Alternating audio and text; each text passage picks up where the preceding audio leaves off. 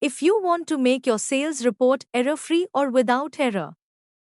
Okay, don't worry, I will show you how to make drop-downs in Excel. First, select the product column where you want drop-downs. Then go to Data. Then Data Validation. Then Settings. Then choose a list, or you can either select the range of product names from your product list data. Suppose this is your product list. Or you can type the product names manually separated by commas like. Then click OK to create the drop-down. Now you will be able to select your product by drop-down list and there will be not chance for error.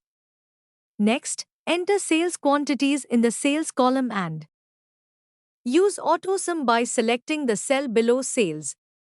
Click AutoSum or press Alt plus is equal to and press Enter to instantly calculate the total quantity. It is quick, easy, and keeps your data clean. Thanks for watching. Don't forget to like, share, and subscribe for more Excel tips.